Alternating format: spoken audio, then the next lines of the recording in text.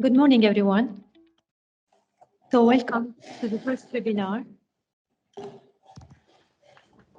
towards the launching of the Mediterranean Forest Research Agenda 2030 that will take place in Barcelona at the end of this month. My name is Magda Budagarkarat. I'm a principal scientist at EFIMED. So EFIMED is a Mediterranean facility of the European Forest Institute. It's an international organization established by European states. It has 30 European states that ratified EFI Convention, and we have more than 130 associate and affiliate members in 42 countries. So our headquarters is in Joensuu, but we have offices all over Europe, and EFIMED, the Mediterranean facility of EFI, is in Barcelona, where we are today. So welcome again. So this webinar is it's a series of 4 different webinars on the different themes of the Mediterranean Forest Research Agenda. 10 years ago, EFIMED prepared the first Mediterranean Forest Research Agenda, and today we are about to renewing this agenda since things change since that time. So to do this, we engage the network of EFIMED and the broader Mediterranean forest community. The process resulted in defining 4 priorities. So each priority will be tackled in one of these webinars. And today, we will tackle the first one about forest management, addressing trade-off and synergies between multiple ecosystem services. The 3 others, you will see them one each week. So this new agenda, the MFRA 2030, was based on 4 commissioned papers, as I just said, and this webinar is to dive into each of these themes and to identify research and geographical gaps and discuss the challenges for the implementation in our countries. So to prepare these webinars, we have EFI teams, EFIMED, you can see them here, but also we have the support of the Youth Task Force of FAO, SylvaMed. So we have today with us Rhea, Leila, Hiba, and Mustafa, and all my colleagues of EFIMED. So we will be working in the following on Miro, which is this board I'm using now. So you will have in the chat of Teams the link to access Miro board. So it's kind of dynamic wall where we can discuss, and when you are logged in, you can just navigate over it and you can see who is joining this webinar, at least the people who registered, and you can see from each country, for example, who came and registered, and you can have more information about them by clicking on the icons.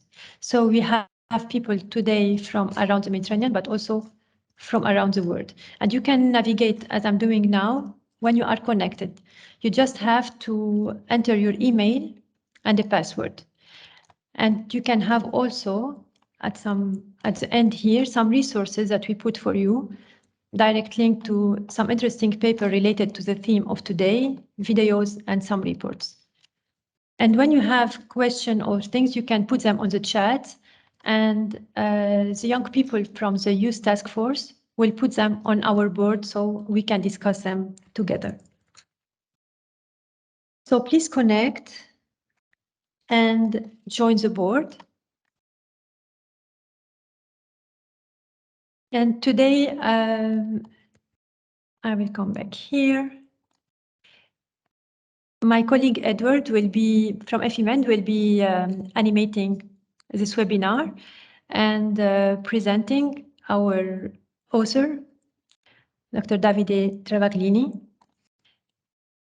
And yes, please take the opportunity today to express your opinion about the theme, and also don't hesitate to join the other webinars and also the forum at the end. I will leave you now with Edward. Thank you very much, Magda. So, as Magda said, the topic of today, the ecosystem services provided by the Mediterranean forest. So, To enlighten us about this theme, EFI commissioned a scientific literature review. As a result, we have an article called Managing Mediterranean Forests for Multiple Ecosystem Services, Research Progress and Knowledge Gaps. It has been written by Susanna Nocentini, Davide Travaglini, and Bart Mewes, and published in the journal Carbon Forestry Reports. We are happy to welcome here today one of the authors of this review, Mr. Davide Travaglini, who will present how forest management can address trade-offs and synergies between multiple ecosystem services in the Mediterranean forest. Davide Travaglini is Associate Professor at the University of Florence, Italy, in the Department of Agriculture, Food, Environmental and Ecosystem Sciences and Technologies since 2014. Previously, since 2007, he was a researcher at the Department of Management of Agricultural, Food and Forestry Systems in the same university. His main interests are forest geomatics, remote sensing for forest monitoring, inventory and monitoring of forest resources, sustainable forest planning and management, and ecological planning. So, Mr. Travaglini, you have 25 minutes for your presentation. Thank you very much. Thank you, Edward, for the introduction, and thank you also to Magda for introducing this webinar. I also would like to thank EFIMED for giving me the opportunity to present today the work that has been carried out together with Susanna Nocentini, one of my colleagues of the University of Florence, and Bart Mewes from the University of Leuven. Can you confirm me that you can hear me? We can hear you, Davide, but you cannot see your slides yet. If you can share your screen. Yes, I'm going to share my slide now, and I will start my presentation. And I also would like to thank all the participants to this webinar. So I'm going to share my slide.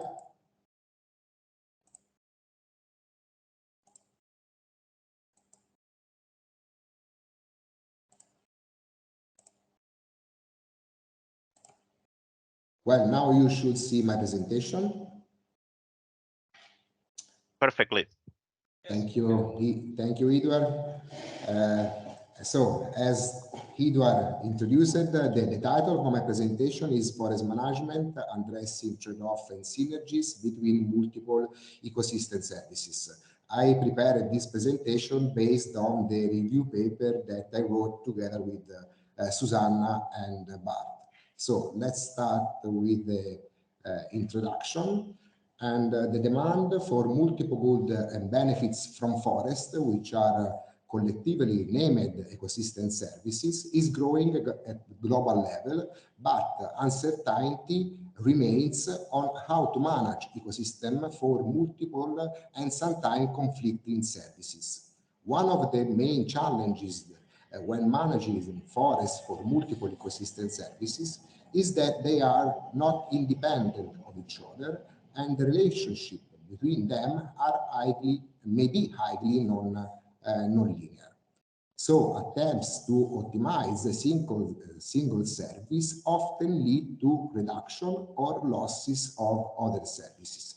In other words, they are trade-off. Although the importance of multiple functions that forests provide has been recognized, forests continue to be managed in many cases with single or few objectives, which often fail to address the multiple function of forests and are therefore unable to adapt to challenges increasingly faced by forests. Managing a forest to maximize and provide a provision of a service may lead to a less resilient and more vulnerable system, not only from the ecological point of view, but also from a socioeconomic perspective.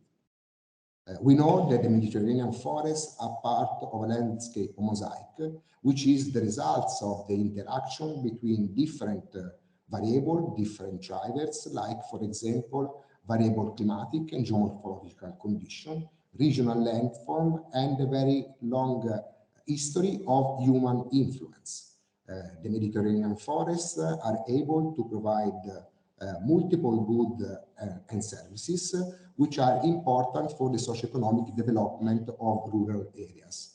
These goods and benefits are also important for the well-being of the urban population of the region. Despite the multifunctional role of forests in the Mediterranean, silviculture and forest planning, with few exceptions, have been mostly wood-based. And although forests in the Mediterranean area are still expanding, their ability to provide multiple ecosystem services will be increasingly affected by environmental and social changes. So I reported in this slide some of the key challenges that were highlighted in the Mediterranean Forest Research Agenda for the 2010-2020 period.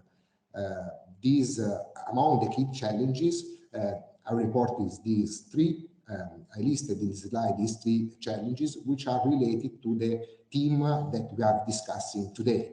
So develop tools and methods to predict the effect of forest management on ecosystem services, design new management models that address the multifunctionality at different scale, and develop user-friendly forest landscape decision support system to capture the preferences of key stakeholders and be able to optimize forest management to ensure the provision of ecosystem services. So starting from these key challenges, together with Susanna and Bart, we reviewed the scientific literature specifically dealing with forest management and multiple ecosystem services in the Mediterranean forest. The aim of our review were outlining the process in research in the last year, identifying knowledge gaps and research needs, and discuss management approaches considering multiple ecosystem services. To do this, we searched documents using Scopus and Web of Science. We look specifically for the documents that were published in the period 2010 and 2020. We use some criteria that you can see that are listed in this slide to assess the relevance of this topic compared to the purposes of our review. Then we also used a snowball approach to read the references that are listed in the selected document, in the searching document, leading to a final set of 56 documents that were analyzed. We used this document to extract information regarding the scale and scope of the research, the considered ecosystem services and indicator, the driver of change, the modeling approaches, the forest type, and the interaction between ecosystem services. So now I'm going to present the results of our review, the main results. So in the last decade, there has been a growing research interest toward the impact of forest management on the provision of multiple ecosystem services. The large majority of the selecting documents were research papers, followed by literature review and general discussion on specific aspects of ecosystem services provided by the Mediterranean forest. Most of the research paper came from northeastern country, while a less number of paper came from south and southeastern countries. Research paper considering different scale of application and various approaches. At the landscape, for example, at the landscape and at the management unit level, the analyses were carried out using experimental field data, inventory data, or retrospective study based on archive. At the larger scale, the impact of forest management and other drivers on ecosystem services was more often taken into consideration, examined, taking into consideration using stakeholder perception, expert opinion, or modeling, usually at the landscape and regional scale. In this slide, I have reported the list of ecosystem services that were taken into account in the document that we analyzed. You can see the frequency of the number of that each ecosystem services was taken into account in the documents, and our results show that only a limited number of documents considered the impact of forest management on more than one ecosystem services. So most of the publication mentioned 1, 2, or 3 ecosystem services.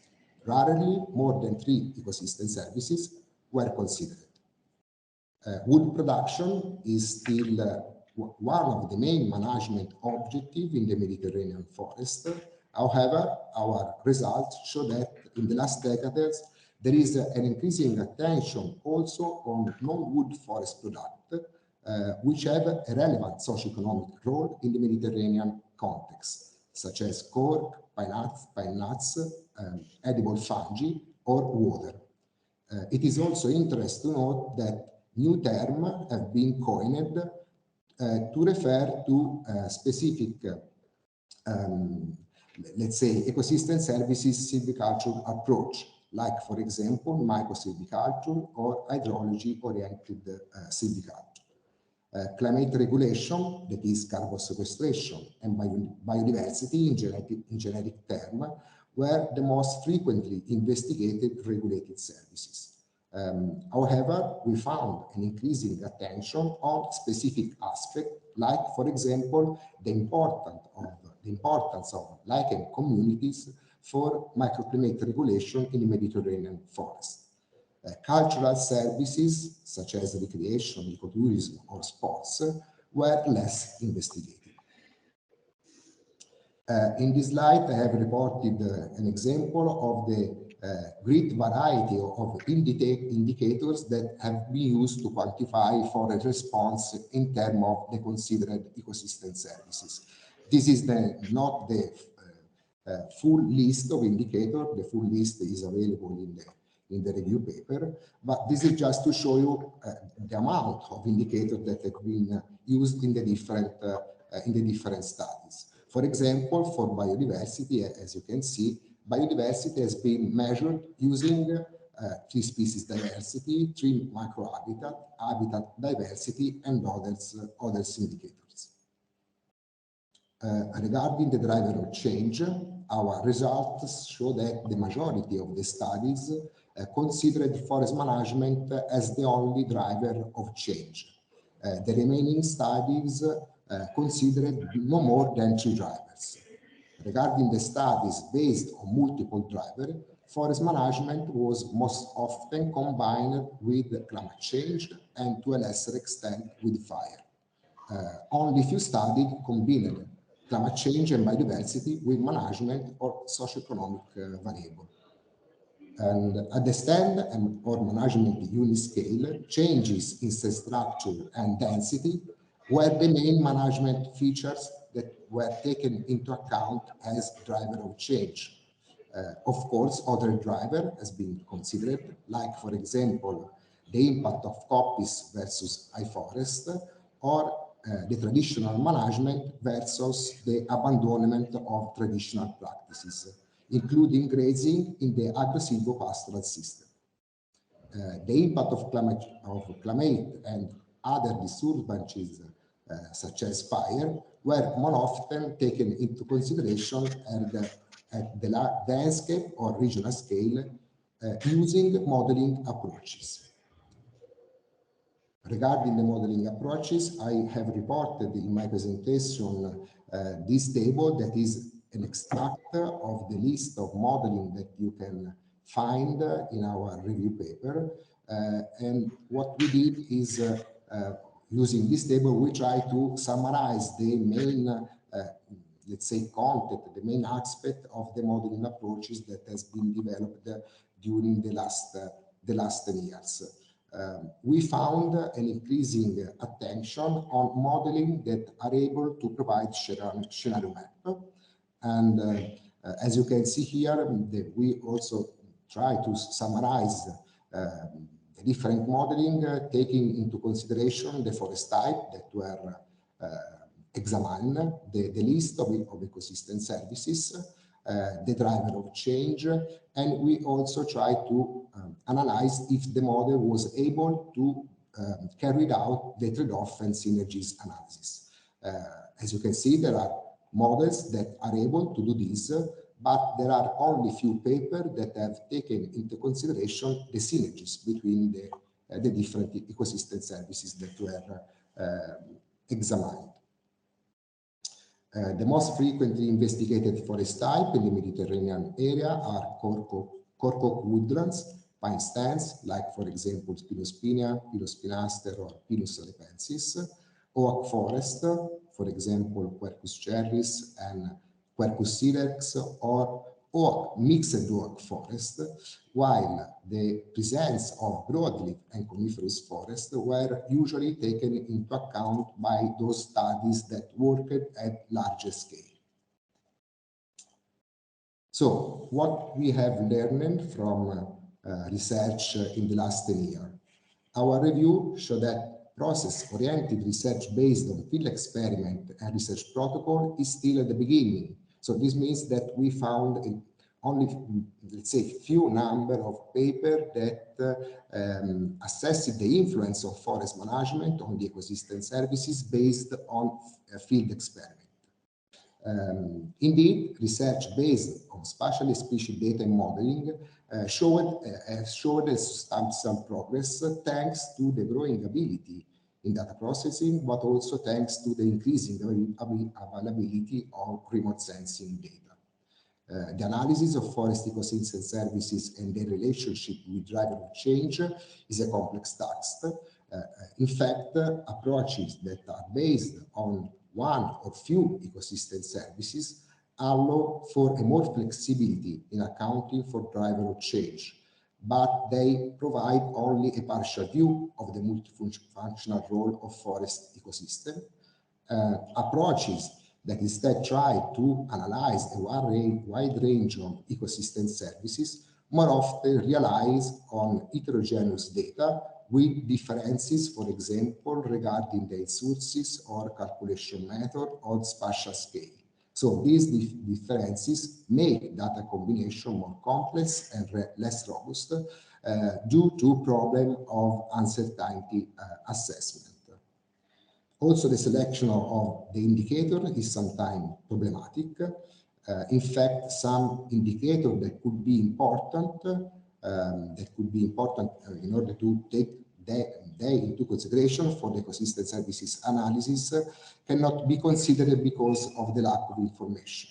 There are also some indicators that are used to assess a specific ecosystem services that could be related with more than one ecosystem services. This is the case, for example, of mushroom production that can be associated with cultural value, but it has been also used as an indicator of food provision.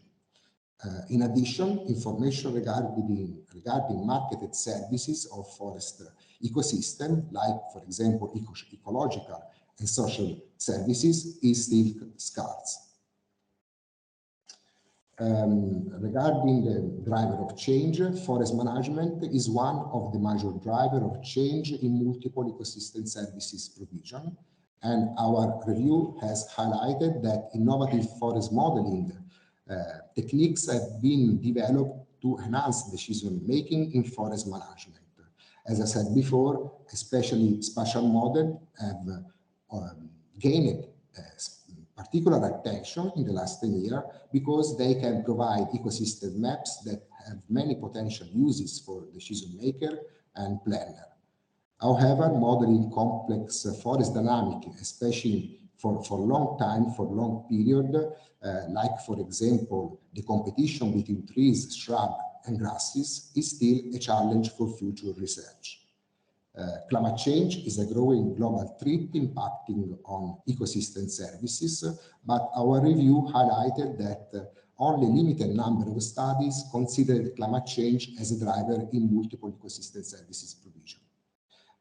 Also, the impact of land abandonment on ecosystem services supply is not fully understood. And we know that land abandonment is a common problem in the Mediterranean countries and it is an emerging problem in southern and southeastern countries. We also know that the added effect of climate change and land abandonment can increase the risk of fire. In addition to climate change, also biodiversity loss is one of the biggest threats for Mediterranean ecosystem.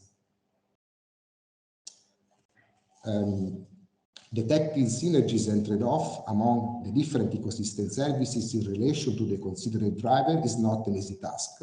So, as you can see in this slide, in our work, in our review, we created a table, the table that you see in the slide, where we attempted, and we used this table to attempt an analysis of the relationship that link forest management, Mediterranean forest ecosystem processes, and the related product and benefits. The table, as you can see, report the ecosystem services in the column and in the row. The number you see in the ecosystem services are the document that we have examined, so the article, the paper.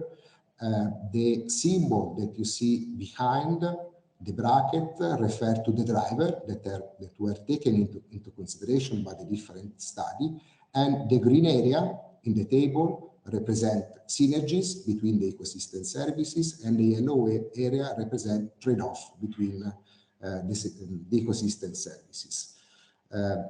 Our analysis, of course, is a simplification, but we believe that it can be useful for highlighting the complexity of the connection involved, and also for highlighting what are the research gaps. As can be seen from the table, for example, there are some drivers that can produce both synergies or trade-off. The table also shows that wood production is the most frequently investigated ecosystem services in relation to other ecosystem services. While, for example, water, in terms of fresh water or water hoarding capacity, have been much less investigated in their relation to with other ecosystem services. So how should we manage Mediterranean forests for the provision of multiple ecosystem services? We think that forest management in the Mediterranean forest is a perfect example of the adagio think globally, act locally. At global level, there is the need for improving forest resilience and adaptive capacity in face of an uncertain future for both in the environmental and socioeconomic condition. There is also the need of considering stakeholder perception and expectations as driver. At the global level, there are two main constraints that are water limitation and fire risk, and we know that these two constraints are linked with the problem of climate change and the land use change processes.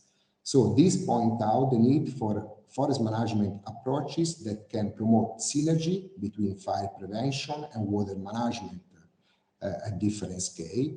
And we need forest management approaches that can promote synergies with biodiversity conservation and circular bioeconomy. Overall, forest management should increase heterogeneity and adaptability of simplified forest ecosystem in face of changing conditions. Our research shows that thinning is potentially beneficial in terms of reducing the risk of fire hazard or increasing the groundwater supply, but it may also lead to a certain loss of forest microclimate. So defining the optimal density for these combined benefits depends on the site characteristic, on the composition, on the structure of the forest, so on the characteristic of the forest in the different specific situations. The research must therefore focus on more in-depth knowledge of the ecodrology of Mediterranean forests and their response to drought to ensure the best application of these management practices. Now I'm going to concluding my presentation, and our review has highlighted that there are still gaps in the scientific literature regarding the interaction between ecosystem services and driver of change. From a conceptual point of view, the research is still mostly conceived following an ecosystem services-oriented approach. This approach can lead to managing forests so as to create the structure and composition that best meet the desired output in terms of benefits for humans. And the risk for this approach is that it can reduce the ability of forest ecosystem to adapt to future unexpected, often unexpected changes. There is therefore the need for considering Mediterranean forests as complex adaptive systems and recognize also their intrinsic value, overcoming the ecosystem services approach. This implies an adaptable, flexible management and planning approach that sustains self-organization, adaptive capacity, and overall resilience of the Mediterranean forest. This also means promoting functionally diverse forests and landscape, which can act as insurance for the maintenance of key ecosystem function and ecosystem productivity. Traditional Mediterranean forest landscape, which are the product of a very long coevolution of society and nature, should be maintained not only for their cultural and historical importance, but also because they can contribute to keeping more options open for adaptation to future changes. We know that the human presence in the Mediterranean forest is important because it represents a safeguard against the negative consequences of rural abandonment. For this reason, it is important that both research and policymakers contribute to finding sustainable solutions for maintaining human presence in the Mediterranean forest landscape. Finally, research on managing Mediterranean forests for multiple functions and benefits require moving toward a transdisciplinary approach where extended peer community are involved not only in the dissemination of research results, but also in the research process itself. I thank you for your attention. Thank you very much, Mr. Travaglini. Just in time. So we have now some still 30 minutes in plenary, and we will devote these first minutes to questions for Mr. Travaglini. So please, questions focusing on his presentation, because afterwards we'll go deeper into the Mediterranean forest research agenda. You can either raise your hand to ask the question on the micro, or type the question in the chat, and we accept questions in English, French, Spanish, and Italian, as Mr. Travaglini is Italian. So if you feel more comfortable asking the questions in one of these languages, feel free to use them. And I see that in the chat there are already some hands up. So we may start with Nunzio Romano. Please, you can open your microphone and ask the question.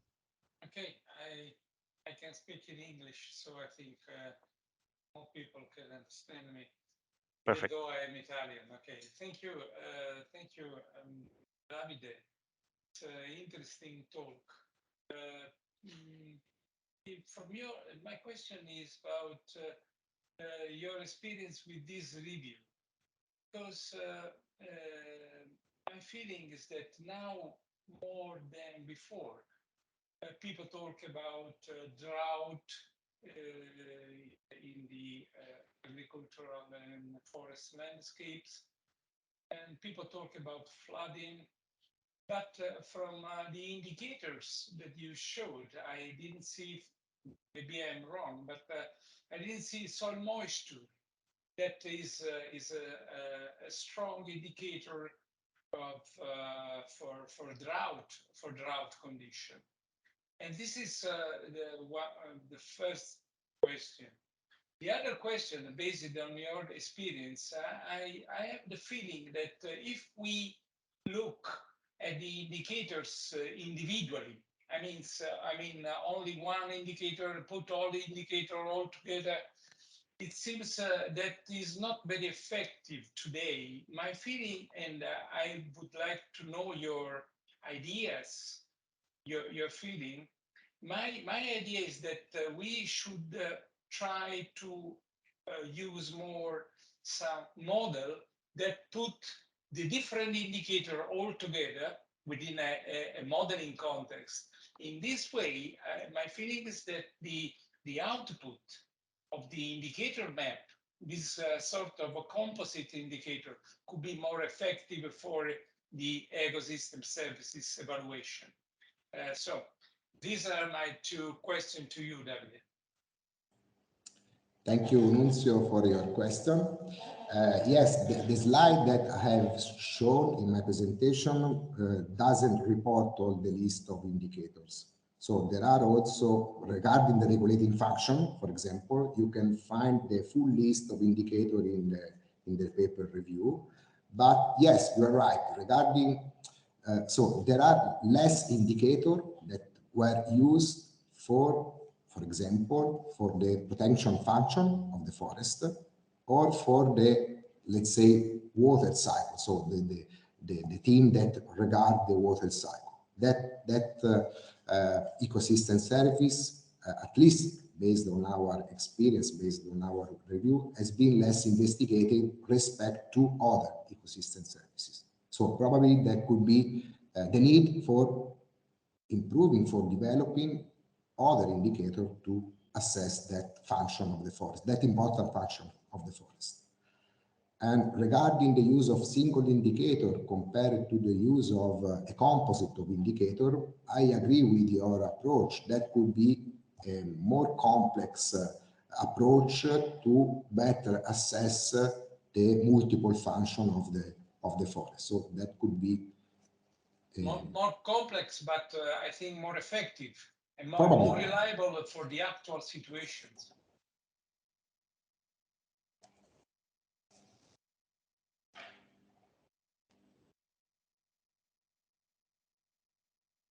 Okay, thanks.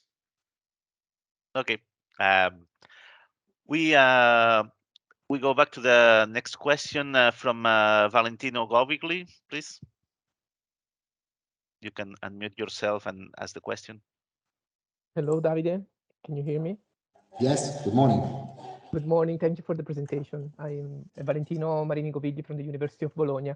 I just had a simple question on your review, which is whether you consider a sort of rural to urban gradient of the forests where they were localized in order to understand whether they had analyzed a multiple contribution of ecosystems or not, because perhaps forests closer to urban places have more are more in contact with the urban population, therefore they have more interest in managing forests also for type of ecosystems such as cultural, and therefore maybe those forests they have been also managed for higher ecosystem services compared to other which are more remote and located in mountain areas. Yes, Valentino, thank you for your question. Yes, we know the importance of the forest in the urban context, but we don't took exactly into consideration the case of urban forest in our review. We focused our attention on the effect of forest management in, let's say, the classic forest ecosystem. We did not take into account the management of the forest in the urban context, if this is your question. Yes, I was wondering whether there was any sort of gradient of multifunctionality of those forests which were located closer to urban area or urban agglomerates. Yes, there are, of course. We know that the urban forests have some typical, let's say, services that can improve the quality of the well-being of the people that lives in the urban area. For example, the thermal comfort or the ability of the urban forest to reduce the amount of pollutants in the urban environment. So I think that these functions are quite typical for the urban forest respect to the urban outside, so respect to the forests that are located outside the urban area. Thank you, Davide. Okay, we'll take two questions from the audience and then one from the the chat. So now, Miguel Bugallo, please, you can ask your question to Davide. Are you listening me? Yes. Yes. Okay. So hi, Davide. Congrats for this very clear presentation and also for the very timely paper you and your co-authors.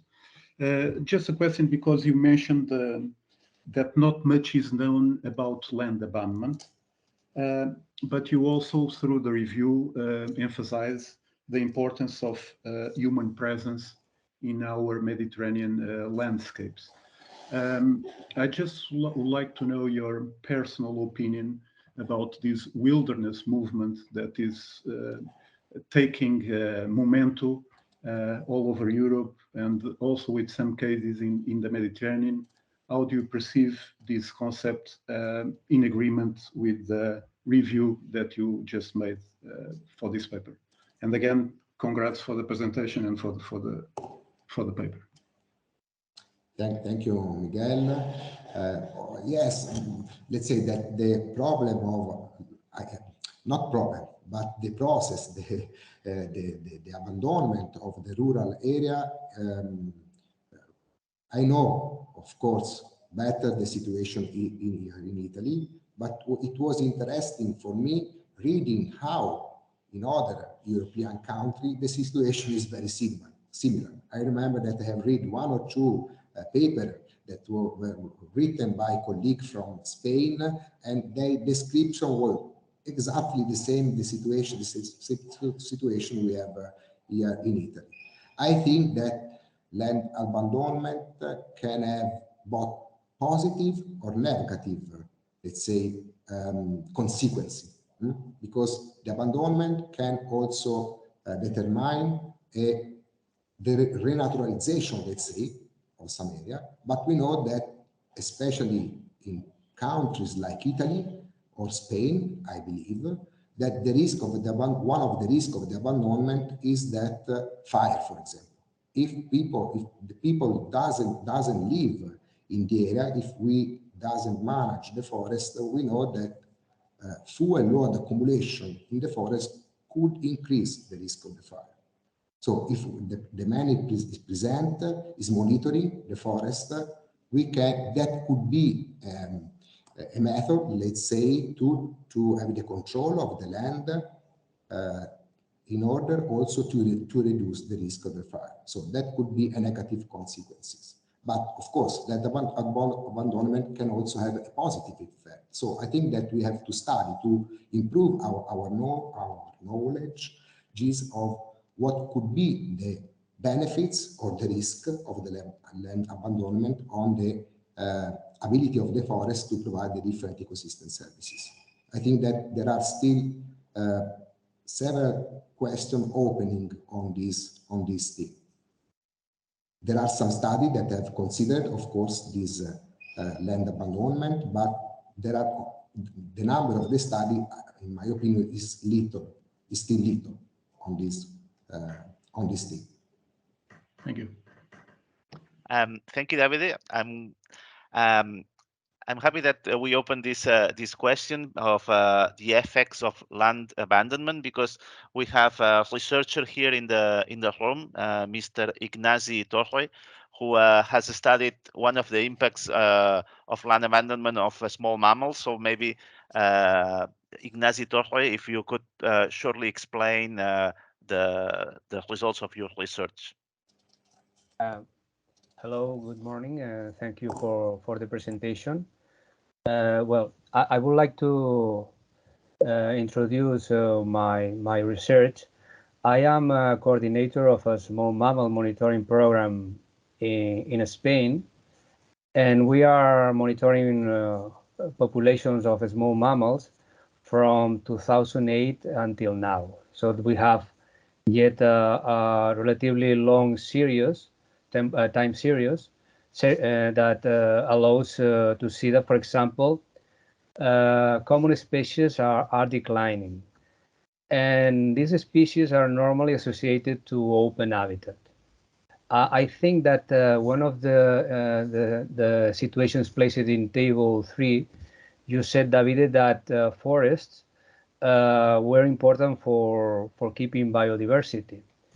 However, I see that there is not an agreement. For example, several authors say that keeping open habitats is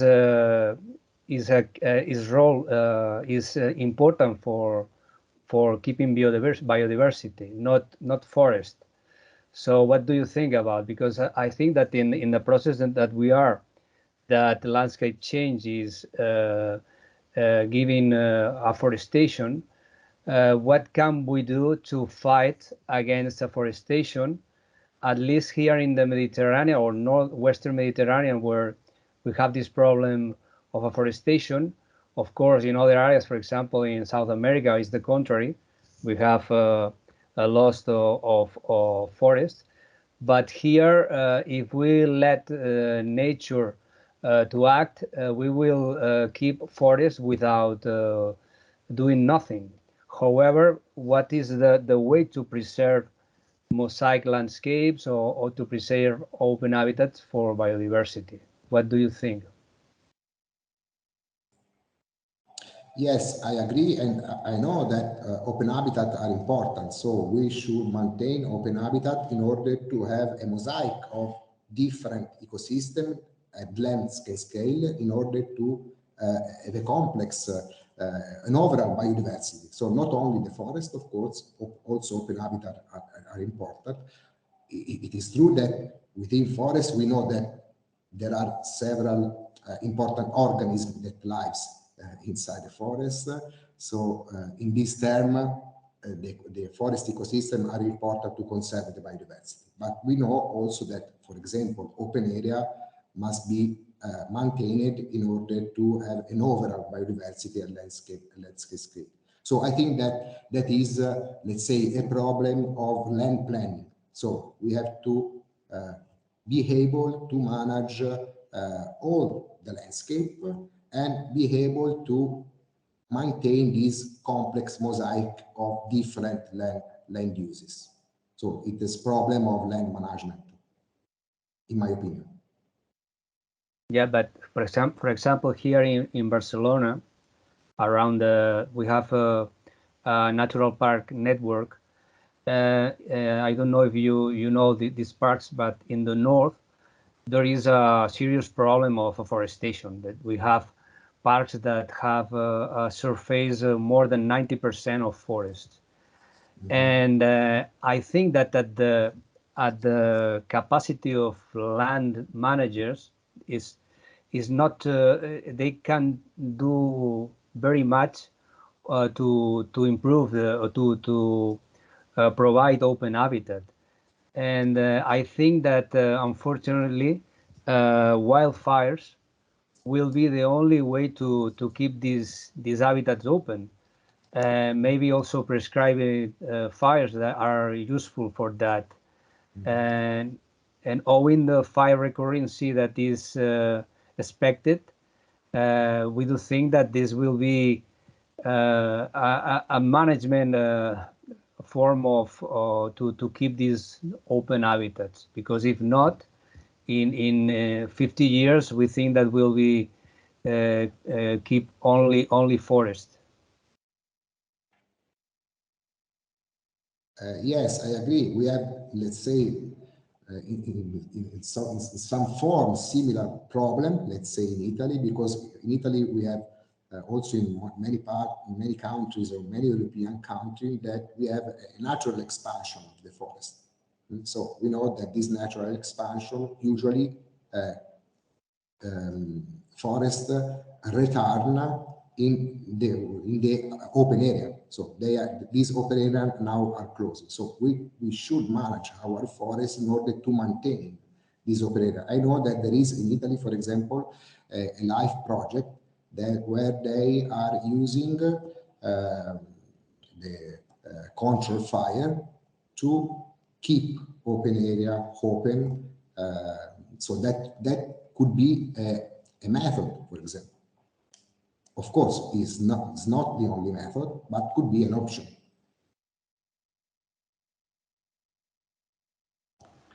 Okay, thank you, David. It was an interesting discussion. Sorry to break it because there are other questions waiting. And unfortunately, we only have time for one more question because we have prepared an exercise for you.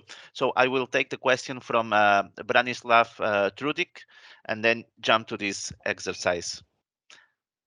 So Branislav Good Trudik. morning, everyone. Do you hear me? Yes. Thank you so much, dear Edward. So I will try to be as fast as possible for Mr. Cavallini to answer me on the question.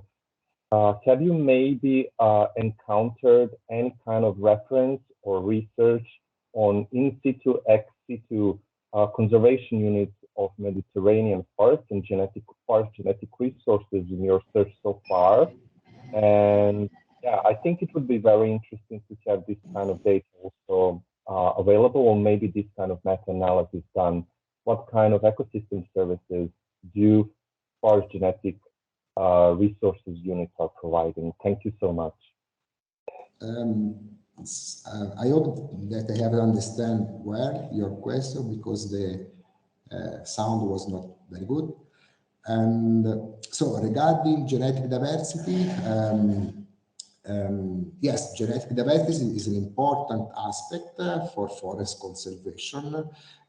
We found some studies that took into consideration genetic diversity, but at least for the European countries, the Mediterranean basin, we found only few studies that try to assess the influence of forest management on genetic diversity. Remember that this was the scope of our review. So our review was focused on a paper that analyzed the effect of forest management on different ecosystem services. And we found only few studies that try to assess the influence of forest management on genetic diversity in the Mediterranean countries in that period between 2020 and 2020. I'm not sure, Branislav, if I have answered to your question.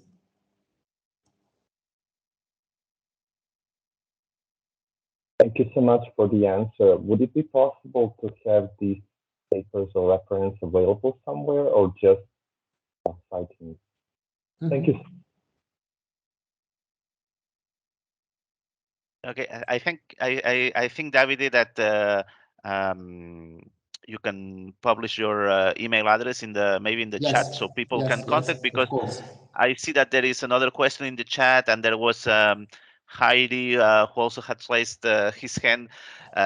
So maybe you can these two people can ask you the questions in the directly by email, because we are running out of time. And as I said, we have prepared now a plenary exercise on this topic of ecosystem services for the Mediterranean forest research agenda. So Magda, do you want to do an announcement?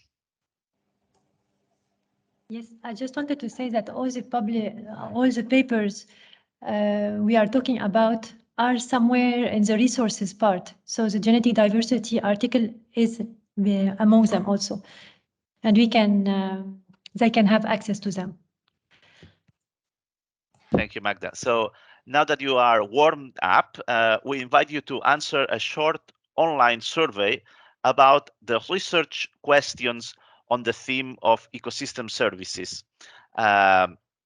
So if you are following us through a computer, the best way to join us is using your smartphone. So you can keep your connection through Teams in your computer and answer this question through your phone, or you can go to your internet browser. Anyway, you can open the browser, go to menti.com. So simple address, menti.com. And there you will be asked to enter a code to access the questionnaire. That it's the code that you see in your screen, 28 37 67 45. And the survey will start just right now.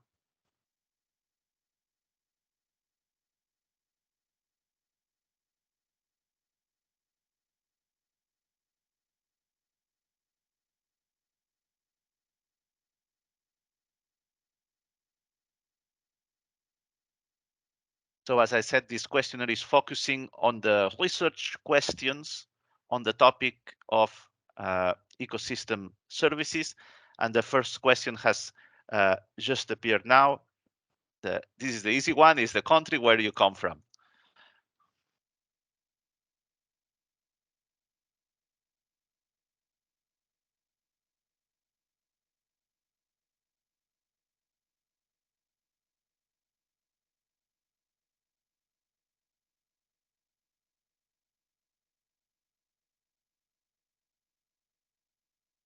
Great, so we are receiving answers. So we see that most of you come from Portugal, Spain, and Italy, but we are happy to see that we are covering the broad Europe and Northern Africa and Middle East with people from Tunisia, Croatia, Serbia, Northern Macedonia, but also from abroad like Brazil, Benin, US, but currently in Germany. We have also Greece, and by now 35 have answered. We are 55 in the meeting room, so maybe we can, if you have any trouble accessing menti.com, please let us know through the chat. I'm waiting for the slide. Should we wait for the slide? You should be seeing a slide asking from which country do you come from, and a space to type the name of the country. Yes, I did, but then he asked to wait for the presenter to show exactly, the next. because once you have submitted the question, it appears a screen asking you to wait for the presenter to show the next slide. So we will be waiting some seconds. Okay. Because we are. No, that's fine. Just to let you know. Or maybe it's Magda who is controlling. Okay, so we jump to the next question.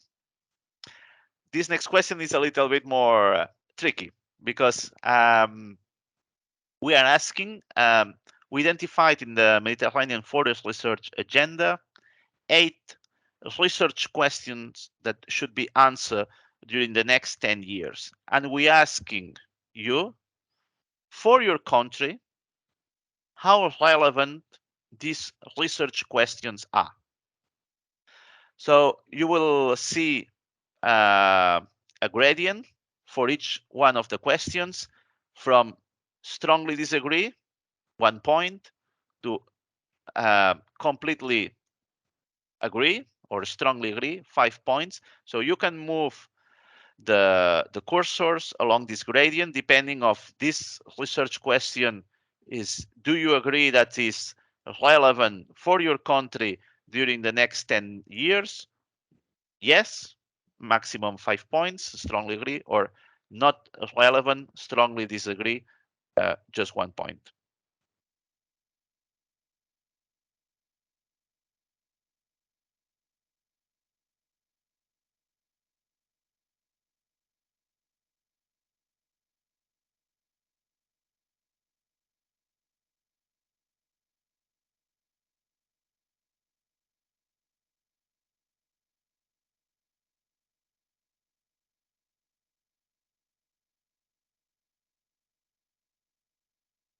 As you see on the top, we had to shorten the question. So there are some acronyms, as you see, MFM for multifunctional forest management, and MES for multimodal ecosystem services.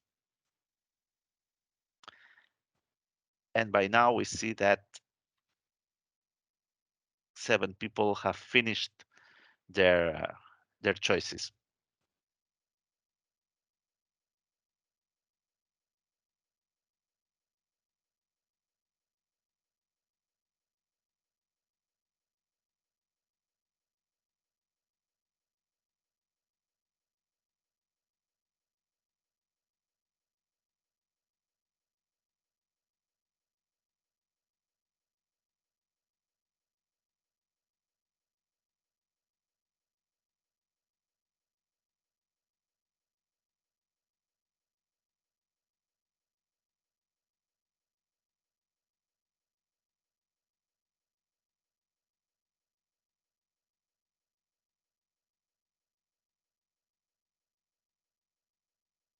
22 people have, 23 now have finished their voting, but about 40 people answer the country where they come from. So we will wait to reach this similar figure, about between 40 and 50 people. So for those who need a little bit more time, take it.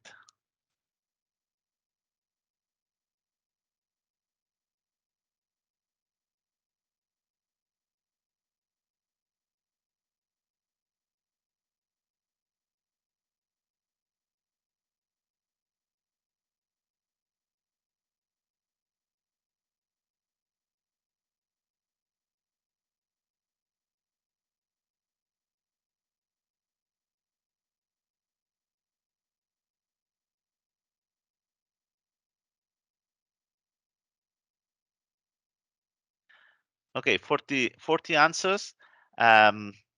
Is there anyone needing some extra seconds to complete before we jump to the next question?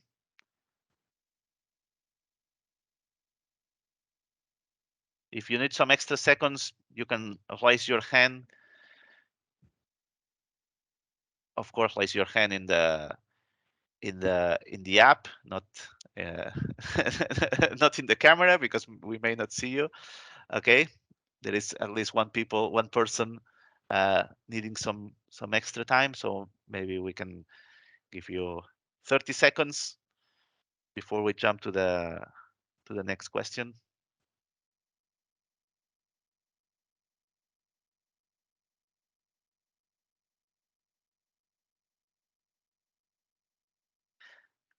For the rest, I tell you that afterwards, Magda will review the results and go with some comments.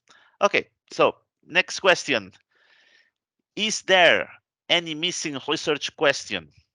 Yes or no? And then in the next slide, you will be able to answer which research question is missing. So for those who are answering no, still thinking which is this or what are these research questions missing, and you will be able to input them, to enter them in the next question, that it's the last one of this interactive exercise.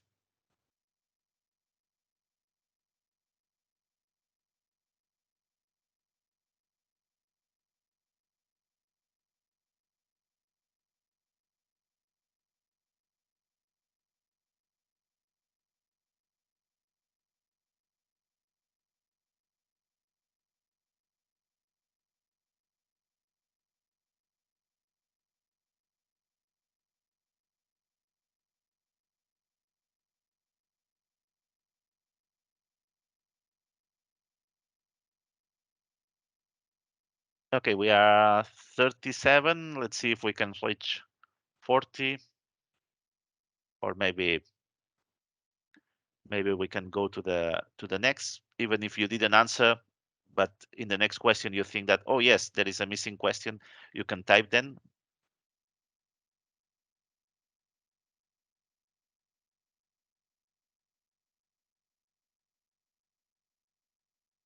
I think that, Magda, we can go to the next question. So here, for those who answer yes, what are these missing research questions on the theme of ecosystem service for the next 10 years in the Mediterranean forest? Despite what you see on the screen, saying that there are no questions from the answer, we don't want questions, we want research questions. So what do you think that deserves to be a topic of research for the next 10 years? And if you see, you can vote for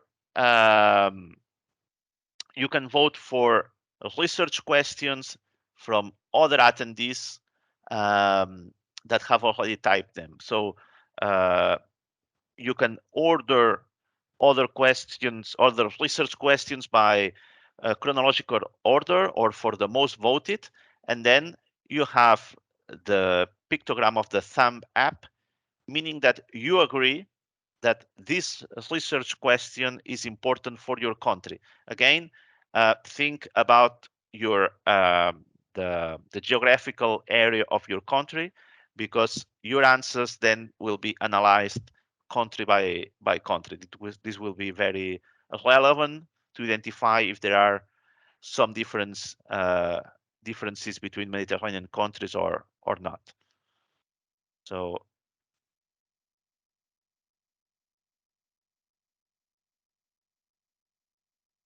on the screen in Teams is Magda, who is controlling, and she can show us which are the top selected, or the most voted research questions. But if you see through the app yourself, you can scroll up and down or tap in the button Ask New Question, and then here you can write your research question that is missing in your country for the theme of ecosystem services.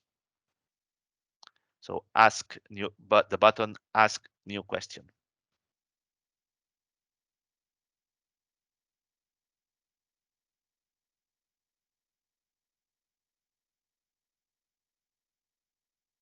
And of course, you can enter more than one research question.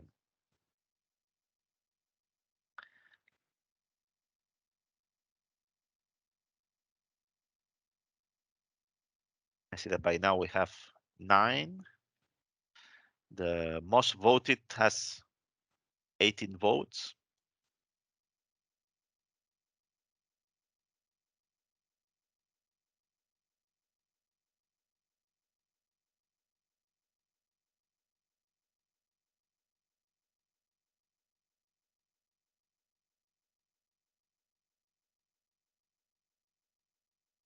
$11 questions. So again, I will ask: is there anybody needing some extra seconds to propose missing research questions, or reading through the questions presented or asked by the others and decide if it's relevant or not? I invite you to raise your hand on Microsoft Teams, and we give you some extra seconds.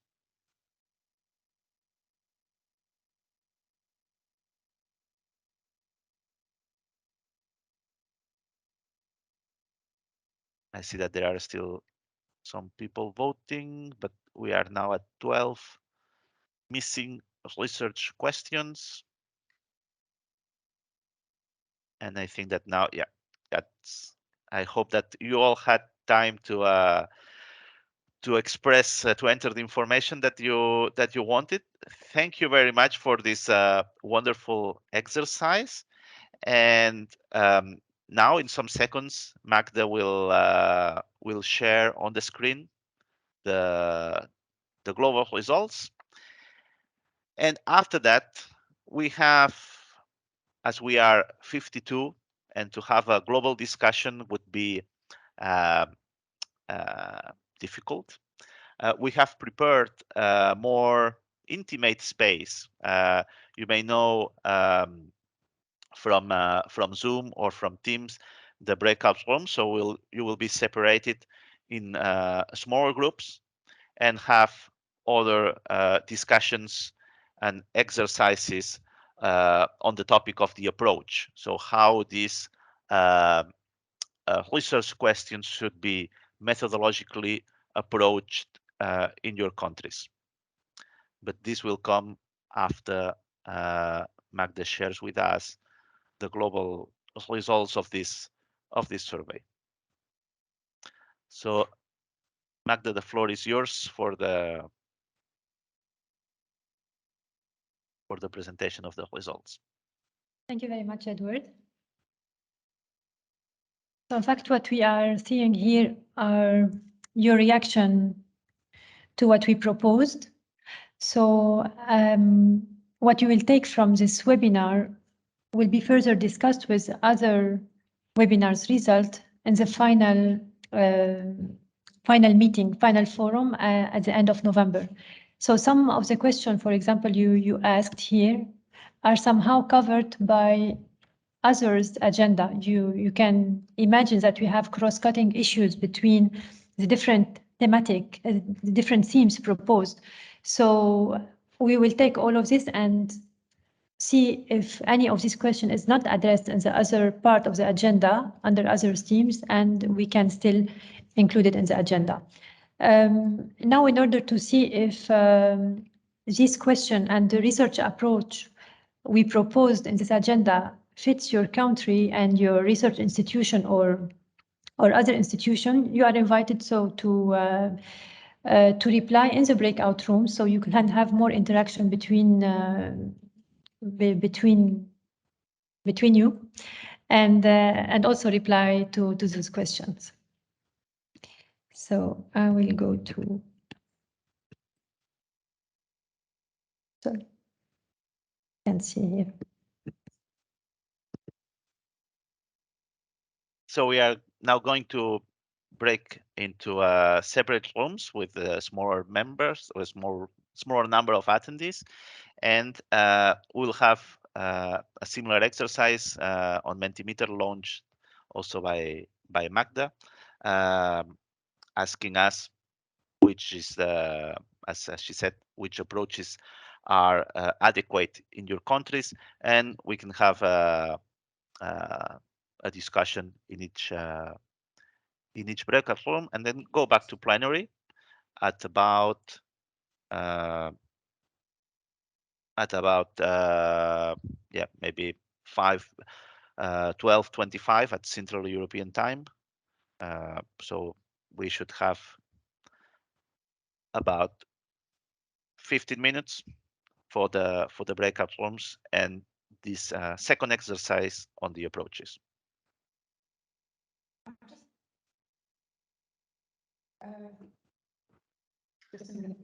Hello, can you hear me? I'm just going to say one thing about the breakout rooms is that the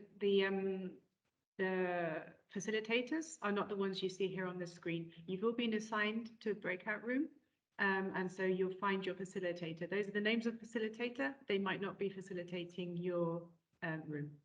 You'll find yourselves in there, and you can communicate with each other, and then you come back to this main plenary. So I'm going to open the rooms now, and you'll find yourselves automatically transferred.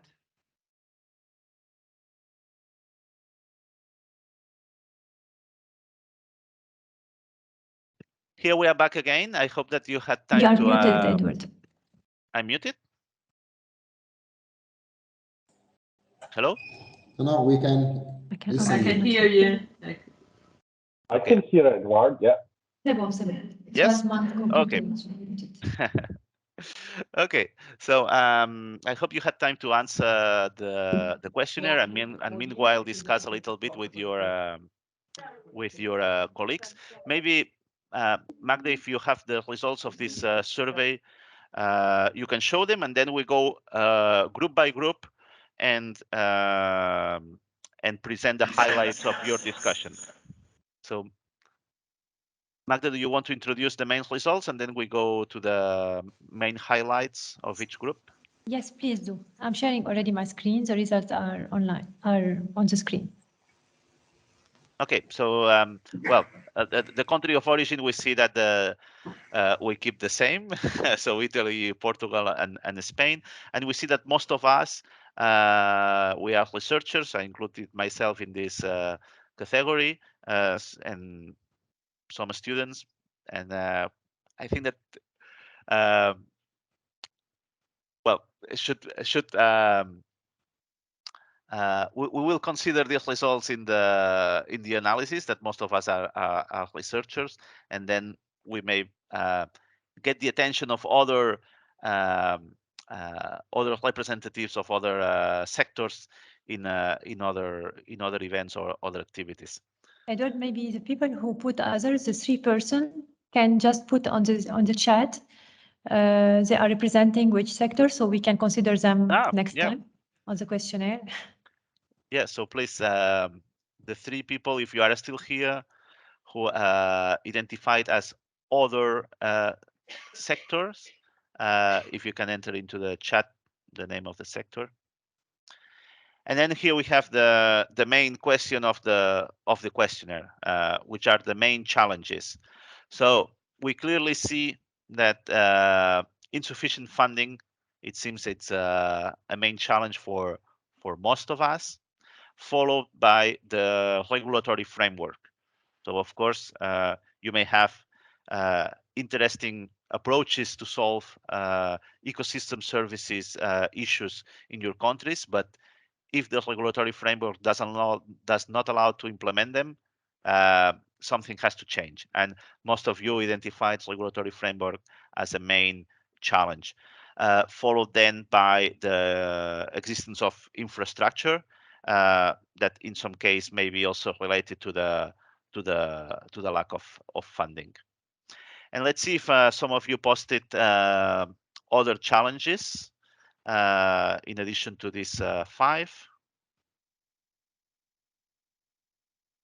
Okay, we have a long list. So grazing in the Mediterranean forest, engaged civil society, lack of participatory approach, etc. So I think that this deserves then to stakeholders participation, discrimination of groups. So we have here some material to do some analysis and see what it's missing.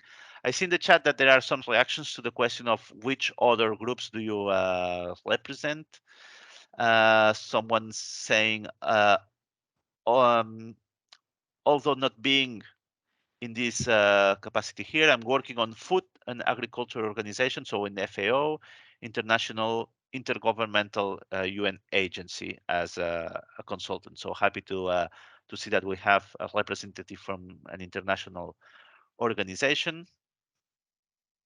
And someone else working also on agricultural learning and research institution.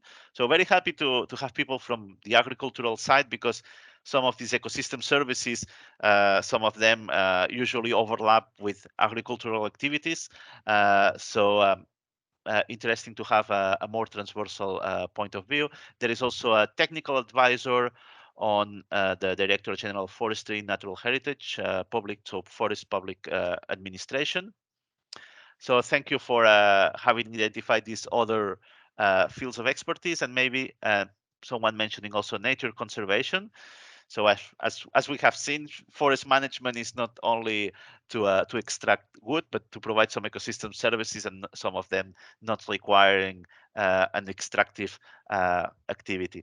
Now I would like, before we close the event, expected at 1 Central European time, so we have still about 20 minutes to discuss and present which are the main conclusions or outputs of the discussions you had into the breakout rooms. In the case, I will start, if you don't mind. So to give you an example, in my group, we were mainly people from Spain and Portugal. So we realized that Spain and Portugal face similar challenges. In addition to the funding, we identified that the regulatory challenge it's quite strong in these countries, because usually forests are seen from regulations from forestry, so a more extractive activities point of view, but they are also under the environmental legislation, who has more conservative point of view, and this can have some clashes and can prevent implementing some of the approaches to tackle the research questions. Also, we realized that some of these regulations are not adapted to the speed of some changes, and now especially the speed of the climate change that it's in Europe, it's being well, in the Mediterranean basin, it's being faster and faster, and it seems that the legislation is not coping with the pace of the climate change. And secondly, we briefly discussed about the networking and partnership challenge, and we realized that it's easy when you are in the European Union side of the Mediterranean.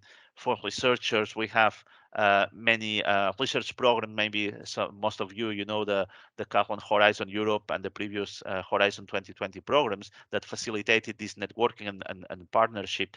But of course, Middle East and Northern African countries do not have so easy access to these research programs, and this makes them less accessible to for them to networking and partnering.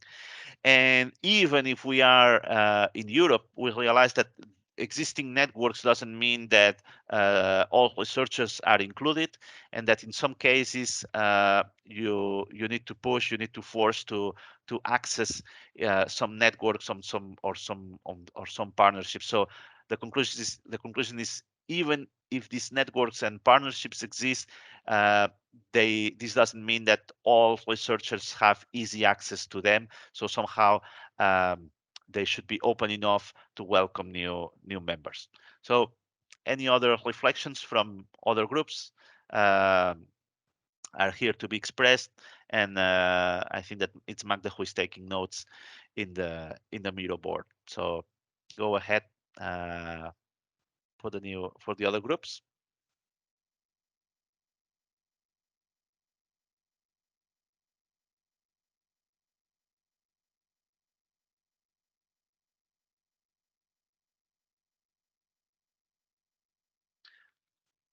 If nobody volunteers, I will point, for example, I think that one of the group was animated by Leila.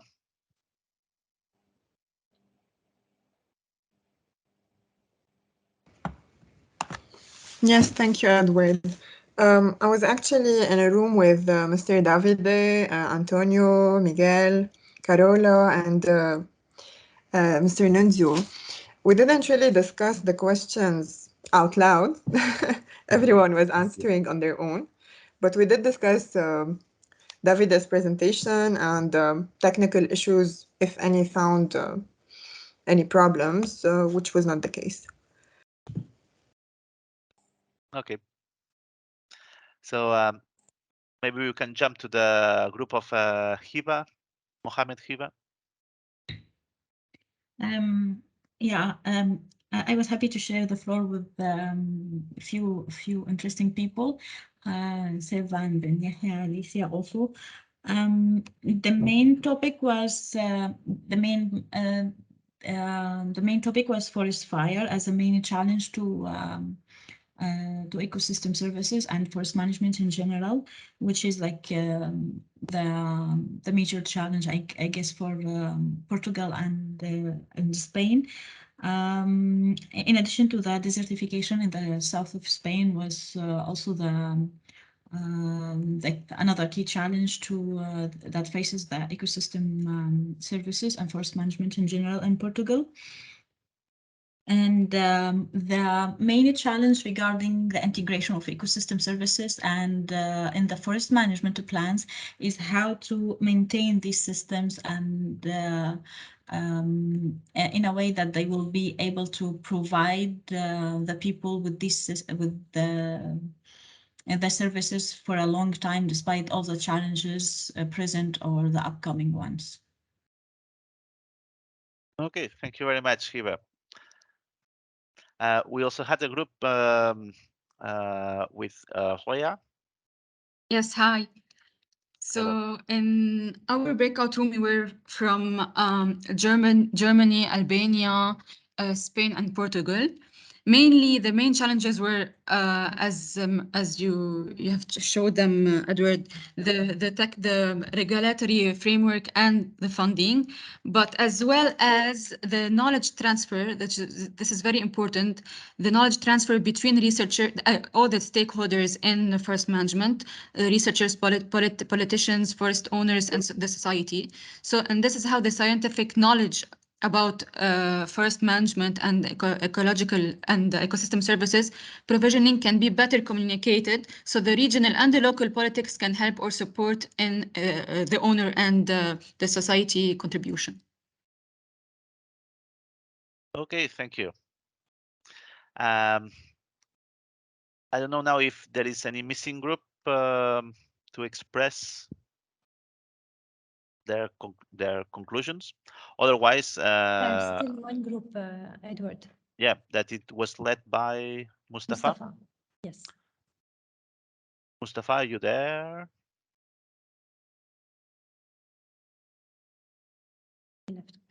I'm afraid that we lost Mustafa because I'm searching him. Maybe someone from his group can. Yes, please.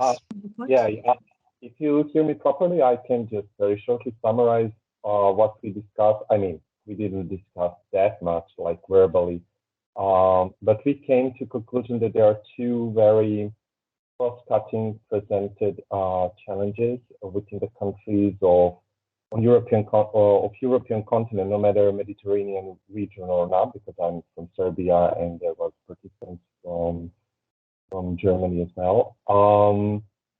Their education, so generally education is too theoretical and it's not in line with the actual needs of the industry sector, research, and so on and so forth. So generally, young experts who are educated, especially in faculties and colleges, are not having updated state-of-the-art knowledge or theory, which is also based in practice.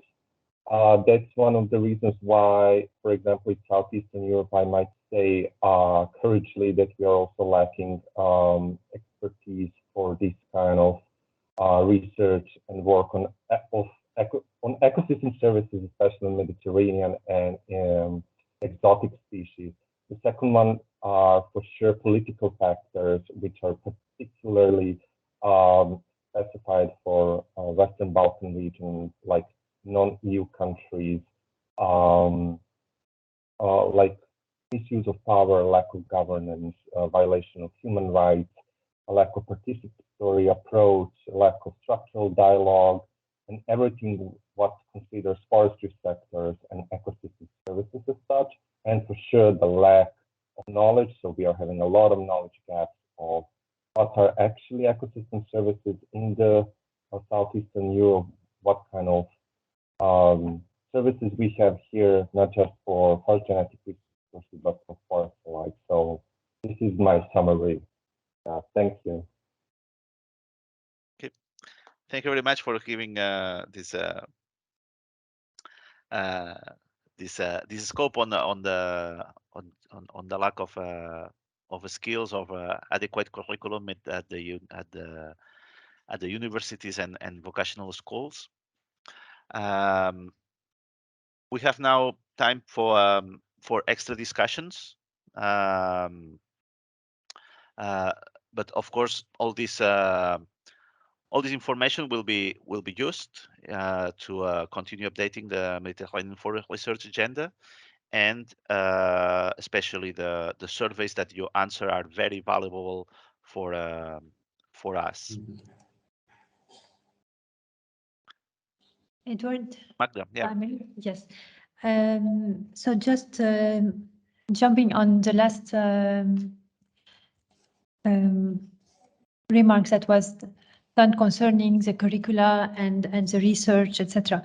So yes, in the agenda, it was also shown in the different topics that this is a need, and there is the current curricula are not really aligned with what's happening today. There is this kind of lag between what's taught, especially in schools, but also sometimes in the universities related to what's happening and what are the needs on the ground.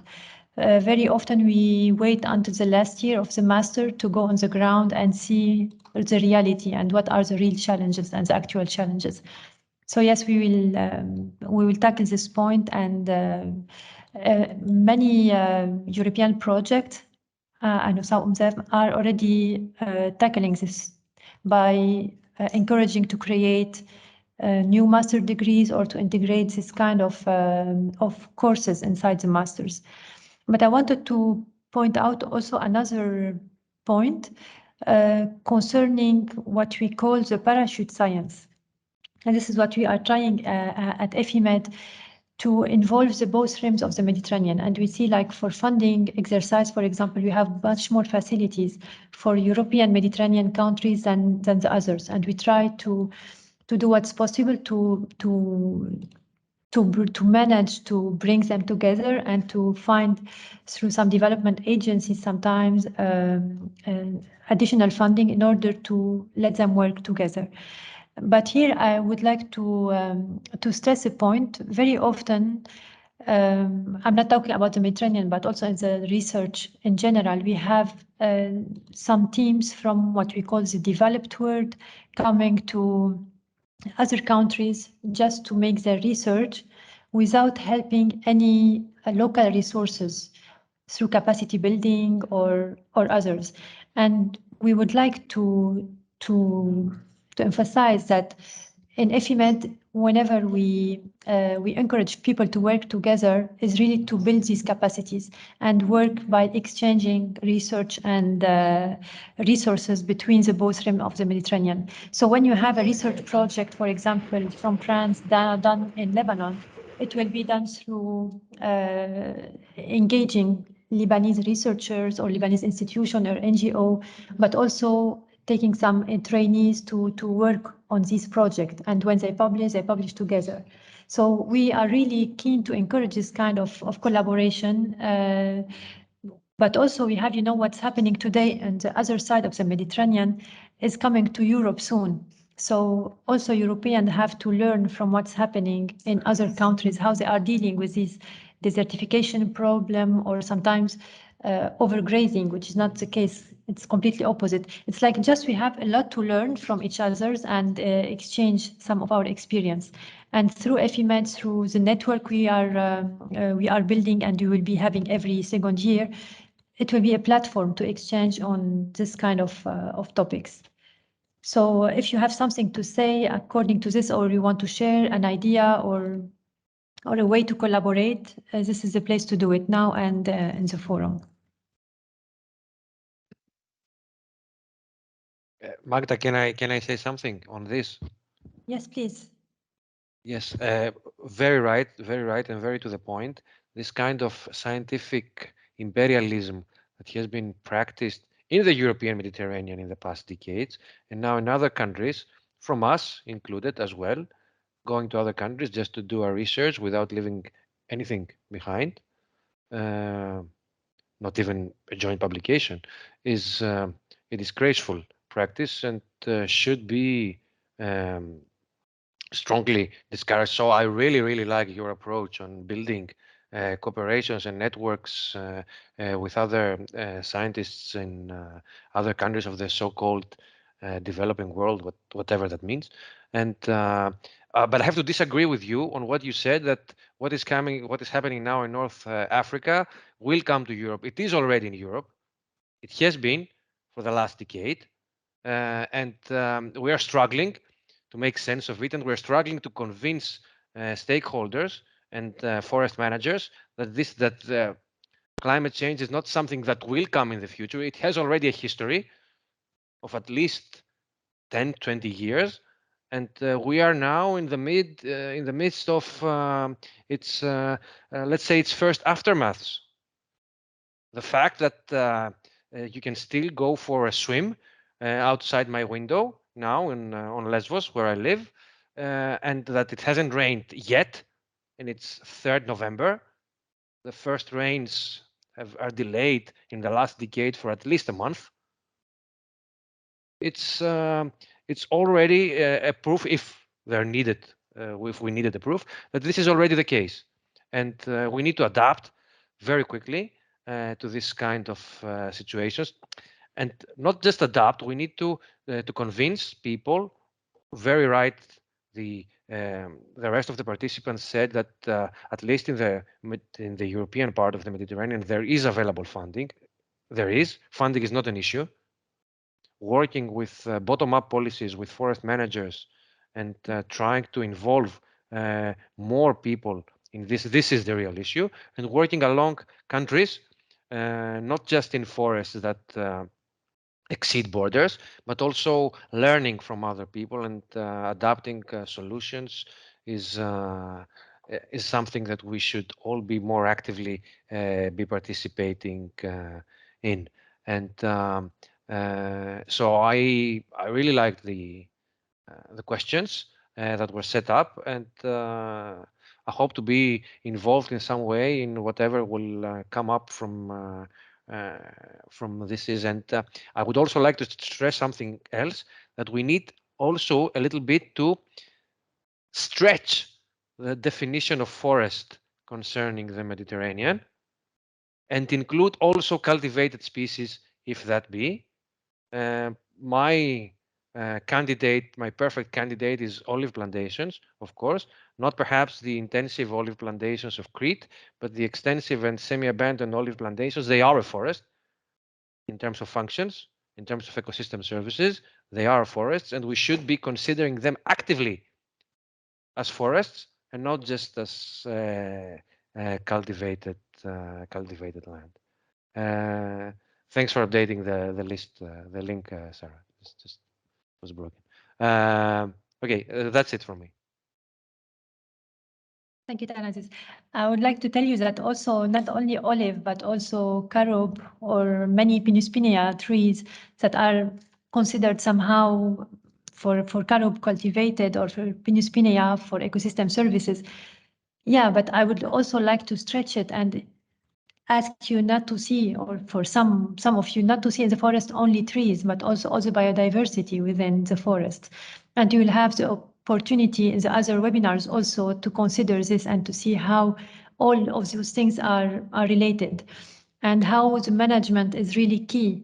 Sometimes in order to have more ecosystem services, we encourage thinning, but it's not very good, for example, for microclimate, as Davide said, and people working on lichens and species who like sheds are really angry when we begin this. But on the other side, we have also forest fires. So it's really a very complex system, and we have to address it as a whole and consider Mediterranean heterogeneity at landscape level and keep room for everyone to be able to live in this very highly managed ecosystem.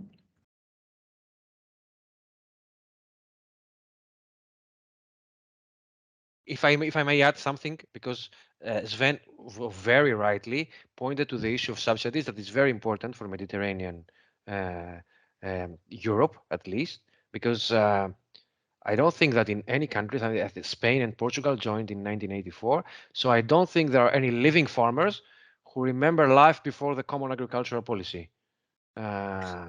Everybody was born and farmed with the subsidies of the agricultural policy in mind. So it's difficult for them perhaps to visualize a life without subsidies, although subsidies have changed very much. But I don't think that we should change category of olives, but we should treat them as forests, not in terms of subsidies. If you ask my opinion, I would include more subsidies, agro-environmental subsidies in all type of managed forests that would mitigate climate change effects. And this is sadly a transition of the common agricultural policy that we don't see being taken up in the next, in the ongoing, let's say, reform. That agro-environmental policies are considered stuff like organic farming, which is silly if you consider what is really at stake here. And so policies, completely agree with Sven.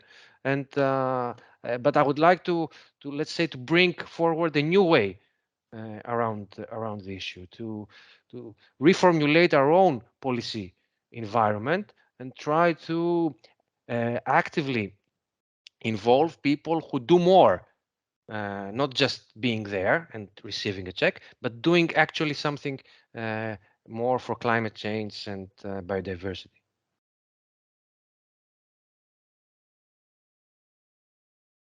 Thank you very much. I think that we could continue this discussion for a while, but we are now running out of time, and we all have other commitments.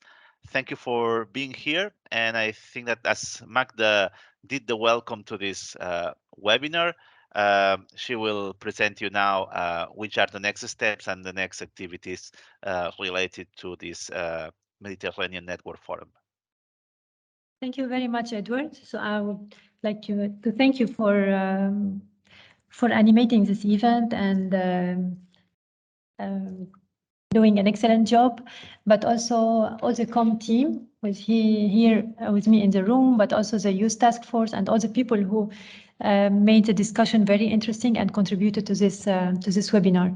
I would like to remind you that this webinar was recorded, and the recording will be available for people who couldn't see Davide's presentation. All the 4 webinars will be recorded for people to prepare and come prepared to the final forum. I remind you that it will be in Barcelona from 29th of November until December 1, and registration are still open. And you have also the possibility to submit the abstract until the last of this week or next week, I think. So please go and register if you didn't do it yet. So for next week, we have the webinar on forest resilience in the context of global change related forest disturbance. So also forest resilience is a big theme, cross-cutting different domains, and resilience could be seen as a result or as the final